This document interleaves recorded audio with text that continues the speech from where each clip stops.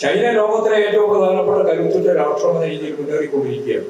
AI സാങ്കേതിക വിദ്യ ഉൾപ്പെടെ ഒരു രാജ്യത്തിന് വേണ്ടി എങ്ങനെയാണ് ഫലപ്രദമായിട്ട് ഉപയോഗിക്കാനാവുക എന്ന നിലപാട് സ്വീകരിച്ച് ചൈന മുന്നേറുകയാണ്. ആ രാഷ്ട്രത്തിന് നേരെ ശക്തിയായ രീതിയിലുള്ള കടന്നാക്രമമാണ് സാമ്രാജ്യത്വം, പ്രത്യേകിച്ച് അമേരിക്കയുടെ നേതൃത്വത്തിൽ നടത്തിക്കൊണ്ടിരിക്കുന്നത്. അതിന്റെ ഒപ്പം ചേരുന്നവരാണ് ഈ ജപ്പാനും ഇന്ത്യയും രാഷ്ട്രങ്ങൾ എന്ന രീതിയിൽ നമുക്ക് കാണാം. ഇവിടെ AI ഉപയോഗിക്കുമ്പോഴുള്ള പ്രശ്നം എന്താ?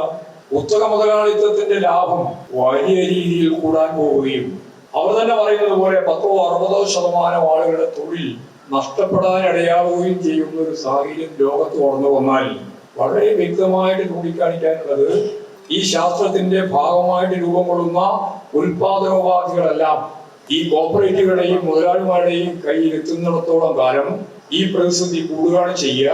വലിയ പോരാട്ടങ്ങളും സമരങ്ങളും ശക്തിപ്പെട്ടു വരികയാണ് ചെയ്യുക.